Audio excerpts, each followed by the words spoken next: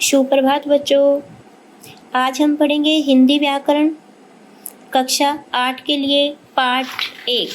हमारे इस पाठ का नाम है भाषा, लिपि और व्याकरण। भाषा वह साधन है जब हम अपने मन के विचारों को या अपनी बात को दूसरों को प्रकट करते हो भाषा के माध्यम से ही करते हैं, या फिर या लिख कर या बोल कर अपने विचारों को प्रकट करें, भाषा कहलाती है। फिर आती है लिपि, लिखित चिन्हों को, लिखाई के चिन्हों को लिपि कहते हैं। और व्याकरण क्या होता है? व्याकरण शुद्ध शास्त्र होता है जो हमें सही बोलने और लिखने का ढंग सिखाता है। आइए इस पाठ को विस्तार से पढ़ें। भाषा, जैसे कि ऊपर बताया गया है कि भाषा वह साधन है जिससे हम अपने मन के विचारों को बोलकर या लिखकर दूसरों को प्रकट करते हैं, भाषा कहलाती है। फिर भाषा के दो रूप हैं, मौखिक और लिखित। मौखिक भाषा किसे कहते हैं? ऐसी भाषा जब हम विचारों को बोलकर प्रकट करें, मौखिक भाषा होती है। मौखिक भाषा के उदाहरण देखिए, जैसे बातचीत करना। इस चित्र में दिखाया गया है कि ये 3 जो लड़कियां खड़ी हैं वे आपस में बातचीत कर रही हैं, तो मौखिक भाषा का प्रयोग कर रही हैं। या भाषण देना, पढ़ाना, कविता पाठन करना या सुनना आदि में भी मौखिक भाषा का प्रयोग होता है। फिर उसके बाद आता है लिखित भाषा, जब हम अपने भावों और विचारों को लिखकर प्रकट करें तो वो लिखित भाषा होती है। यहाँ पर देखिए अध्यापिका पुस्तक लिख रही है तो लिखित भाषा का प्रयोग हो रहा है।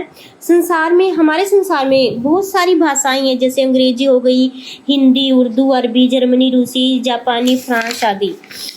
अब और क्या है, भारत के संविधान में भी हिंदी को राजभाषा माना गया है और हमारे संविधान में 22 भाषाओं को मान्यता दी गई है। ये 22 भाषाएं हैं, देखिए हिंदी, मराठी, सिंधी, नेपाली, डोगरी, उर्दू, तेलुगु, कन्नड़, कोंकणी, कश्मीरी, पंजाबी, ऐसी हैं। मणिपुरी, मैथिली, संस्कृत, तमिल, मलयालम, बोडो, गुजराती, संस्कृत, बांग्ला और संताली, 22 भाषाओं को मान्यता प्राप्त है। फिर हमारे पास आता है राष्ट्रभाषा।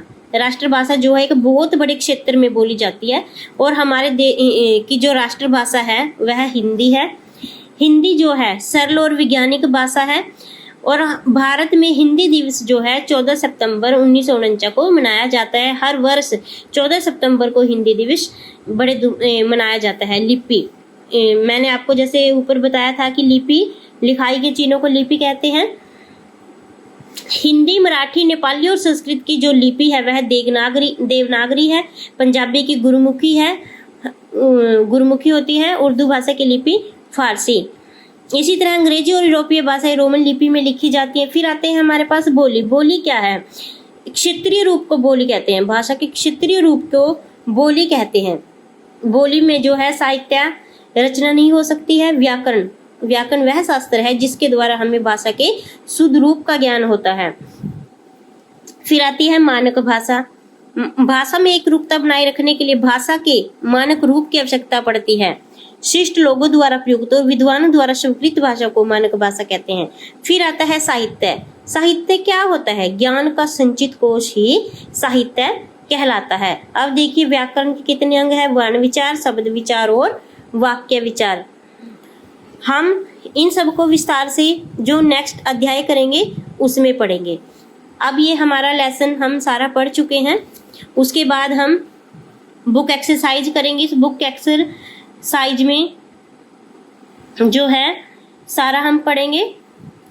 कल विस्तार से इसके बारे में अध्ययन करेंगे। धन्यवाद।